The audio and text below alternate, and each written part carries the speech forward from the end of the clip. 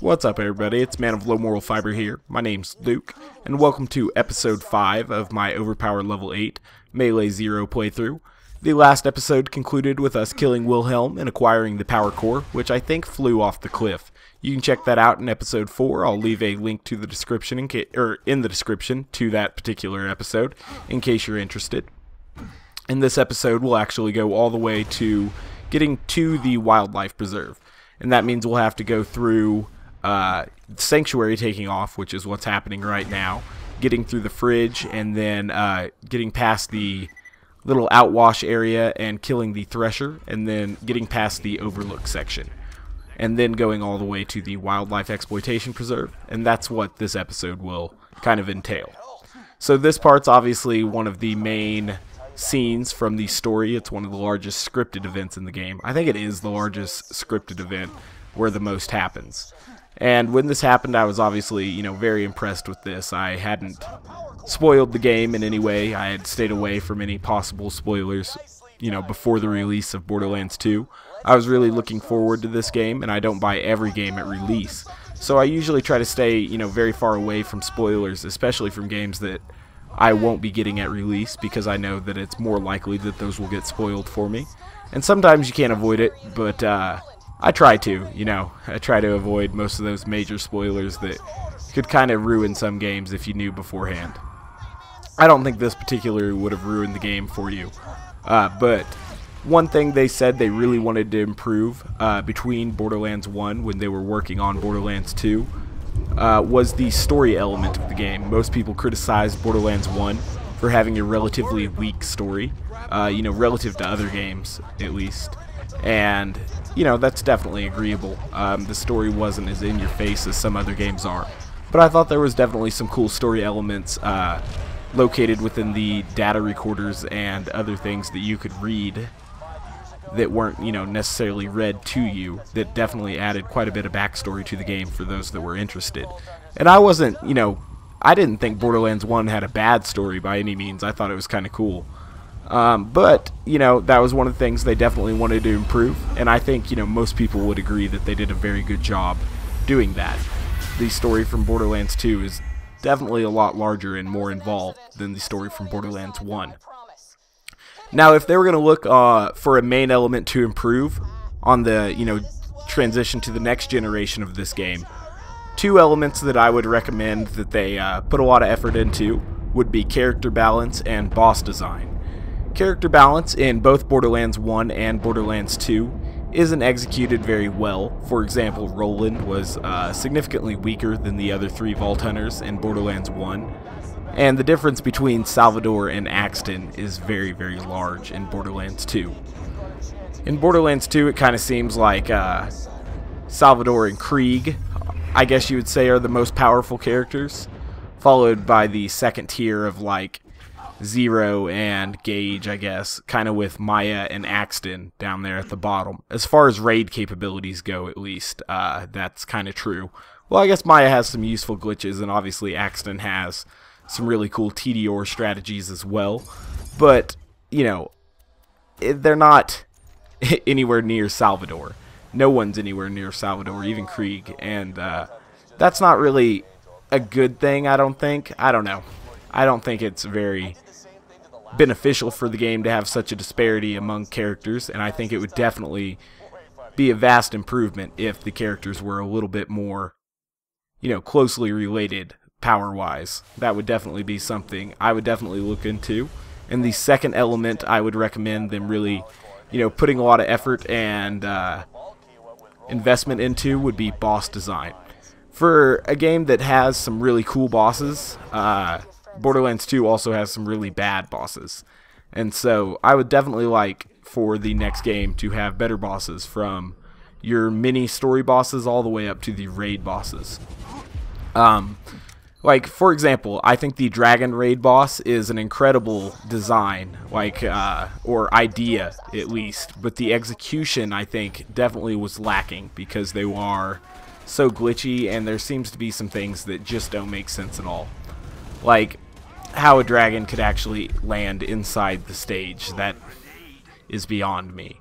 But You know, so these things happen. Obviously, this isn't the only video game with a bug or a glitch, and I understand things like that will happen. But in Borderlands 3, or, you know, whatever it will be called, I hope that there is a significant amount less of that. So now we've gotten Sanctuary to take off, and we've driven through the Three Horns Valley and Three Horns Divide, I think in the reverse order there, and gotten to the fridge. Now, once you get to the fridge, you're basically don't need to kill anybody here. There's nobody that you're required to kill. And the goal is just to get down over to the bottom left side of the map, I guess that's the west side, and go ahead and get moved on to the Highlands Outwash, I think it's called. And so you can just run by all these rats here. There's a whole bunch that spawn in that main plaza, and then there will be some more that come out of these large doors right before you get to the, I guess it's a freight elevator. I'm not really sure what it is. Just a really large elevator that's behind these large blast doors here. And once you do that, we'll be getting to some more kind of required action after this. This next part's pretty cool. This whole little transition here, Angel does a lot of talking to you and kind of loads the story on you pretty heavy. And that's one of the ways they tried to improve the storytelling. And I definitely think it worked out. You know, the whole Angel scenario, I wasn't expecting it. You know, maybe there's some people who are a little less naive than me, or, you know, a little more perceptive, but I wasn't really able to, I didn't guess right away, not until this next overlook scene that we get to, that Angel would have actually been Jack's daughter. I didn't know. You know, like I said, I didn't spoil the story for myself or anything. So we're going to go ahead and activate that fast travel, which will tell us that Sanctuary is not on the fast travel list, and that's why we're actually going to have to work our way through some of these next areas. I thought the way that Borderlands 2 introduced its maps was very well done. The way you kind of progress and unlock more and more maps as the story goes on. But once you're done, they all feel interconnected and everything. I feel like that was very well done. There's some games where you finish a map and you never feel a desire to go back to those maps. And because most Borderlands 2 maps, or at least, you know, a lot of them, have mini-bosses that have gear that's kind of specific to them, it gives you a reason to come back to some of these maps. For example, I've come back to this map a few times to kill Old Slappy when I really wanted to try out a striker earlier in the game. Which brings me to another point. Jacob's weapons are not good enough at, you know, later levels. They really lack quite a bit of power. So just a little trick here. You can jump down into this little water area that this bridge crosses, that this exploder usually blows up the console for. You can come over here to this ladder, and as Zero, you can just throw your decoy and kill this loader with a good execute before he blows up the console, and you won't have to worry about riding the trolley across the water or anything like that. And that'll get you over to this constructor a lot quicker. Now I'm going to go ahead and deal with this constructor, throw some kunai at it, strip my shield, and try to get a critical hit.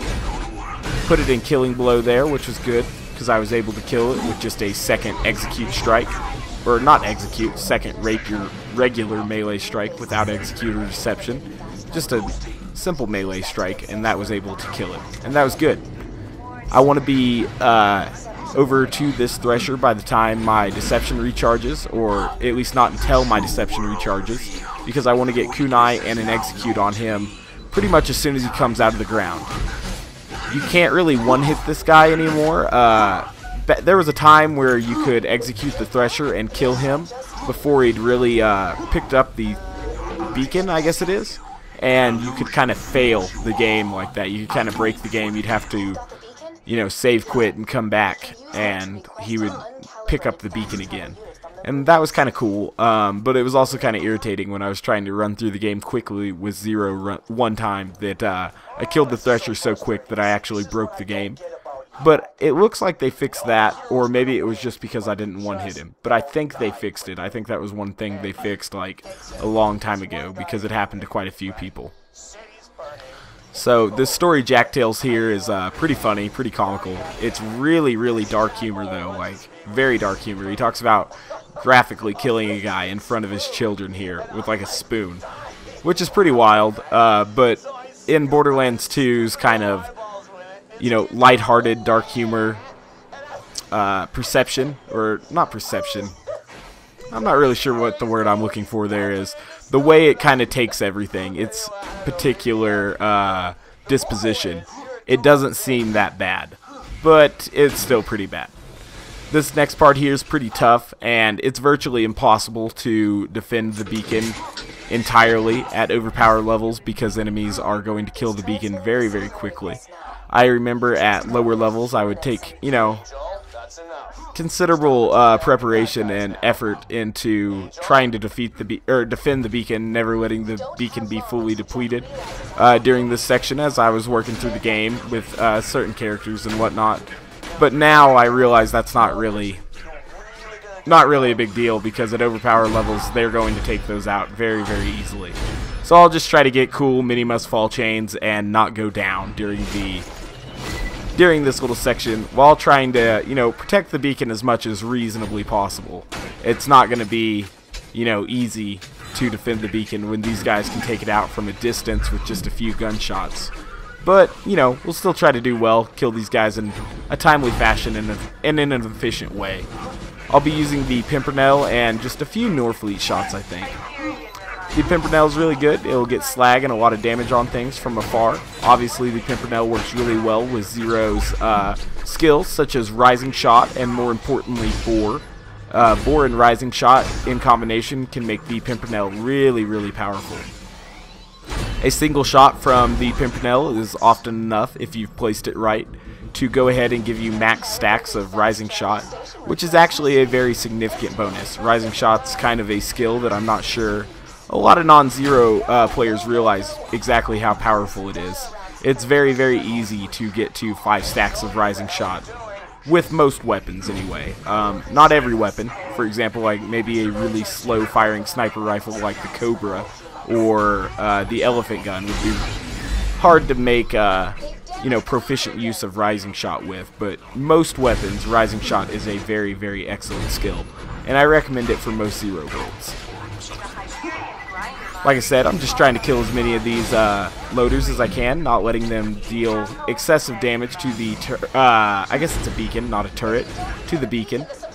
Definitely take out the surveyors when you have a chance to, because surveyors are an enemy you need to prioritize a lot higher than your average gun loader, because they're not only, you know, more offensively dangerous if you kill all the loaders than loaders are, but they'll also keep repairing loaders, you know, negating the work you've done. And in an area like Digistruct Peak, where there are a great number of surveyors and a great number of enemies, it's definitely something you want to watch out for. Here it's not quite as big a deal, but I still pay quite a bit of attention to surveyors because I've been conditioned to do such by Digistruct Peak. And, you know, when Digistruct Peak came out, I wasn't too wild about it. I wasn't on fire for it or anything. Now I really, really enjoy Digistruct Peak. Digistruct Peak is an excellent challenge if you have a few friends that also enjoy doing runs with you. I did a run earlier today with Striker. I think he was streaming, and it was pretty fun because there was an excessive amount of lag. But, you know, like, it wasn't too big a deal. I've dealt with lag before in this game, and I kind of know, you know, some little tricks for playing Zero, or at least Melee Zer0, with a lot of lag. Also Sniper Zer0. When I'm playing Sniper Zer0 with lag, it's, you know, pretty much just pimperneling because it's very difficult to get critical hits with traditional sniper rifles that way. But that's alright because pimpernelling is very efficient. As you can see, the pimpernel just wasted one of those guys. I think it was boosted by the Grog's drunk effect where I had shot, you know, multiple rounds at once there. I think it's 6 rounds the Grog shoots. I'm not sure. It might be 5-2-6 or something like that. Kind of a little variance. I don't know, that's something, you know, that is a relic of the Unreal Engine, but also they definitely should probably look at the effects of guns transferring onto other guns like that, because, you know, in cases like the Evil Smasher and stuff like that, that's definitely caused some problems in this particular game. Man, all of the drama that went on with the B-Shield nerf and the Evil Smasher. Well, the B-Shield fix and nerf and the Evil Smasher fix. Man, some people really got up in arms about that.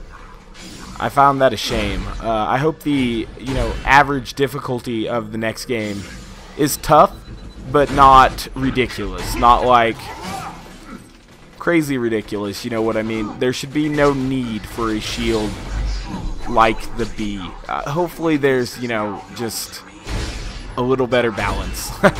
I guess that's all I'm asking for here. Nothing, no situations where a character is really left without an option other than using, like, a bee shield or something like that. There's no way in my mind they put amp shields in the next game because of what happened with the bee shield in this game.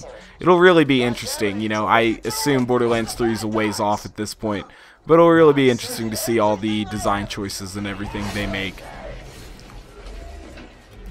But yeah, I don't know. There should be ways to achieve damage with characters using, smart skill builds and everything that won't require kind of a, I guess what I don't like is a kind of like all-class band-aid that just enables, one item that enables every single class to beat a boss. That seems kind of ridiculous, and I would say unintentional. I don't know how someone could intend for that to happen, but you never know. Oh well, don't let me hate on the bee shield too much. Obviously, I use it for certain things like sniper rifle speed kills, the same as anyone else. So no need to worry about that there. But in the next game, I hope that things like that don't exist. And I hope you guys kind of understand why I say that and that no one takes too large of an offense to that. I would like for the game to just be a little more consistent. Because, like, the way the bee shield was when it was released, there was really no need to use any other shield unless you were playing Melee Zer0. Because, and even then, like, just use the bee and like a Maggie or a conference call or anything that had multiple pellets and you were gonna win. So definitely a weird thing that happened there, and I hope there's just no game-breaking glitch also in the next one, to the extent that the pre-patch bee or the evil smasher was, for example. That's the kind of thing that I hope will get avoided. I don't know.